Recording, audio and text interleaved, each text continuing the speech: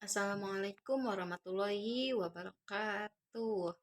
Perkenalkan, saya Dewi Duroto Nafisa dari Prodi Pendidikan Biologi semester 4.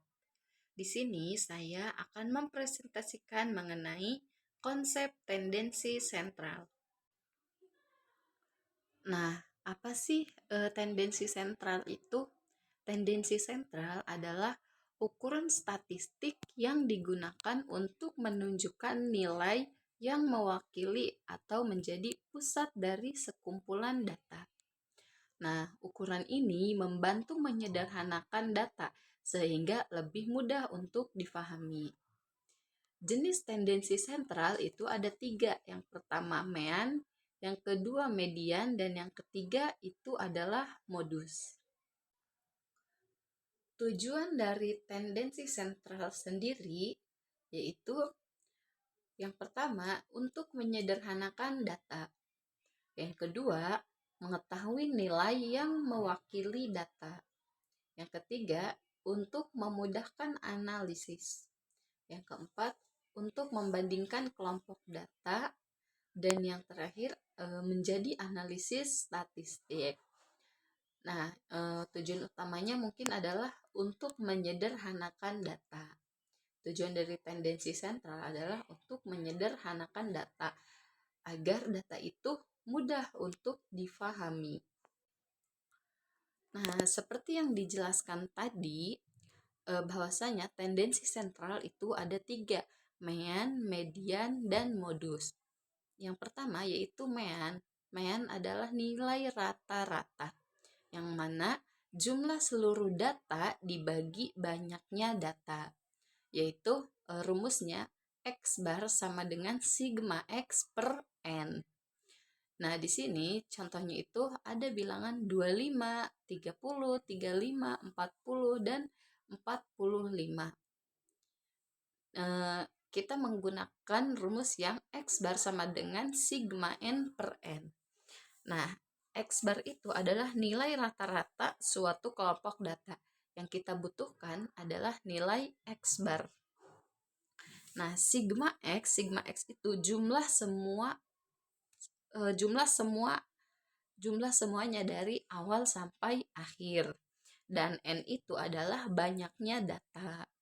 Jadi, dapat kita simpulkan bahwa rumusnya adalah 25 tambah 30 tambah 35 tambah 40 ditambah 45. Dibagi banyaknya data. Ada berapa dari 25 sampai 45? Itu berarti ada 25, 30, 35, 40, dan 45. Dibaginya 5 sama dapat mean atau dapat rata-ratanya itu adalah 139. Yang kedua yaitu ada median. Median adalah nilai tengah. Median adalah nilai tengah setelah data diurutkan. Nah, langkahnya itu untuk mencari median, yang pertama itu kita harus mengurutkan data terlebih dahulu dari yang terkecil. Kemudian jika data ganjil maka ambil nilai tengahnya. Nah, jika jumlah datanya itu genap, maka rata-ratanya itu 2 nilai tengah. Nah, di sini ada contohnya itu ada bilangan 60, 65, 70, 75, dan 80. Nah, di sini jumlah bilangannya itu adalah ganjil yang mana berjumlah 5. Maka kita ambil nilai tengahnya. Nilai tengahnya itu berapa? Yaitu 70. Yaitu antara 60, 65, 70, 75, 80. Nilai tengahnya adalah 70. Dan yang terakhir adalah modus. Modus itu adalah nilai yang sering muncul.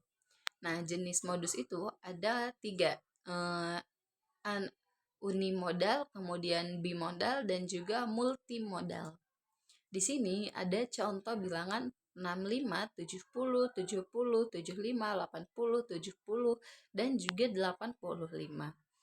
Nah, menurut pengertian, modus itu adalah nilai yang paling sering muncul.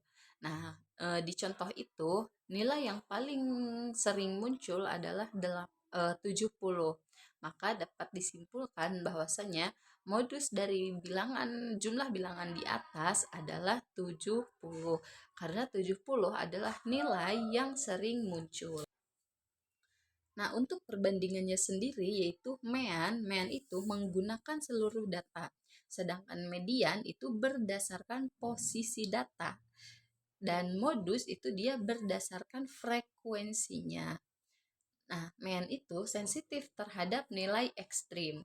Kemudian median itu dia jumlahnya lebih stabil, dan modus itu menunjukkan nilai yang paling sering muncul. Nah, untuk penerapannya itu untuk apa saja? Yang pertama itu dapat untuk nilai siswa, kemudian pendapatan masyarakat, produk terlaris, kemudian penelitian, dan juga pengambilan keputusan. Kemudian di sini ada kelebihan dan kekurangan. Nah, MEAN yaitu dia akurat, akan tetapi sensitif terhadap nilai yang ekstrim. Nah, median itu dia stabil terhadap pencilan, uh, tapi tidak memakai seluruh data. Nah, modus itu dia mudah dipahami, tetapi bisa lebih dari satu atau tidak ada. Jadi, jika jumlah nilai yang sering munculnya itu jumlahnya itu sama. Sama di sini berarti itu jumlahnya itu sama banyak. Dan yang terakhir yaitu ada kesimpulan. Tendensi sentral terdiri dari MEAN, median, dan juga modus. Nah, ketiganya itu dapat digunakan untuk menggambarkan pusat suatu data. Pemilihan ukuran yang tepat itu bergantung pada karakteristik sebuah data. Mungkin cukup sekian dari saya, kurang dan lebihnya mohon maaf apabila ada kekurangan. Wassalamualaikum warahmatullahi wabarakatuh.